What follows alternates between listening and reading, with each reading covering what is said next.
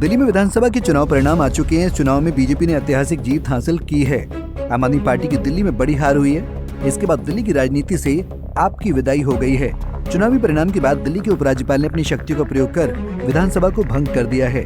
दिल्ली में आपके मुख्यमंत्री आतिशी ने इस्तीफा दे दिया है। आतिशी के इस्तीफे और मुख्यमंत्री के तौर पर उनके 4 महीनों का सफर कैसा रहा, आइए समझते हैं। दरअसल दिल्ली में आपकी राजनीति में एक बड़ा नाम आतिशी मान लेना भी है। आतिशी आपकी राजनीति का बड़ा चेहरा है। आतिशी को अरविंद केजरीवाल का करीबी माना जाता है।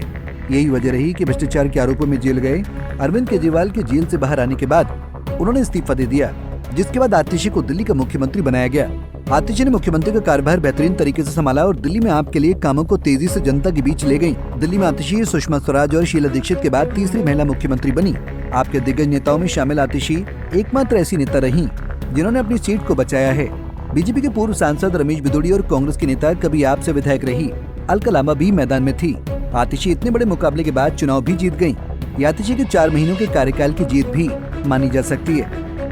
बता दें कि 21 सितंबर 2024 को आतिशी ने दिल्ली के मुख्यमंत्री के रूप में कार्यभार संभाला था।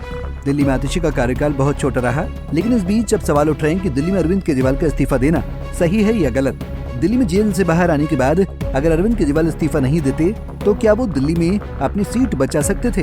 लेकिन दिल्ली की जनता ने जिस तरह अपना फैसला सुनाया है, उसे साफ है कि दिल्ली में बदलाव की लहर चल रही थी। दिल्ली अपना मन बना चुकी थी। ये पूरी लहर केजरीवाल के खिलाफ थी, लेकिन इस बीच आतिशी ने मुख्यमंत्री के तौर पर कई बेहतर कार्य किए, कई शिलान्यास और उद्घाटन किए। इस बीच मीडिया और खबरों में भी आतिशी काफी बनी रही। आतिशी मुख्यमंत्री के तौर पर जमीन पर देखी, वो लोगों के साथ सीधा कनेक्ट बनाने में कामयाब रही। लेकिन केजरीवाल की राजनीति इसके तर थी। वो जनता के बीच कम और मीडिया में काफी सक्रिय रहे। यहाँ पर आतिशी ने अपनी छवि जमीनी स्तर के नेता के तौर पर बनाई। आतिशी विपक्ष पर कटाक्ष करती थी, लेकिन सीएम के रूप में आतिशी किसी भी विपक्षी दल के खिलाफ एग्रेसिव नहीं दिखी, जैसा आपके अन्य नेता अक्सर देखा करते हैं। वहीं दिल्ली में केजरीवाल ने साफ कर दिया था कि आतिशी कुछ समय के लिए मुख्यमंत्री रहेंगी। वो अपने बयानों में अक्सर कहते रहे कि आतिशी एक टेम्परेरी मुख्यमंत्री हैं। केजरीवाल का आतिशी को इस तरह से कहना आतिशी की लोकप्रियता और मुख्यमंत्री के तौर पर उनकी विश्वसनीयता के खिलाफ गया। इसके परिणाम स्वरूप दिल्ली में आप चुनाव पूरी तरह से हार गई। हालांकि दिल्ली हारने के पीछे और भी कई मुद्दे रहे। दिल्ली हारने के पीछे बड़े मुद्दों में केजरीवाल की वादा खिलाफी रही। आपने दिल्ली में यमुना सफाई के अपने वादे को पूरा नहीं किया।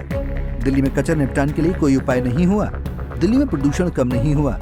आप इन सब चीजों के बावजूद भी आप 10 वर्षों तक दिल्ली की राजनीति में बनी रही।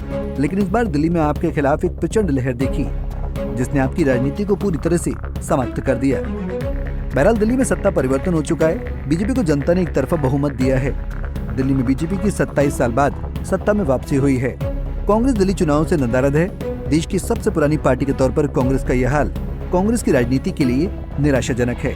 अब दिल्ली की निगाहें बीजेपी के कार्यकाल पर टिकी हुई हैं। बीजेपी दिल्ली में कितनी कामयाब होती है, इस पर सबकी निगाहें बनी रहेंगी। देश और दुनिया की बड़ी खबरों के लिए देखते रहिए पंजाब केसरी टीवी।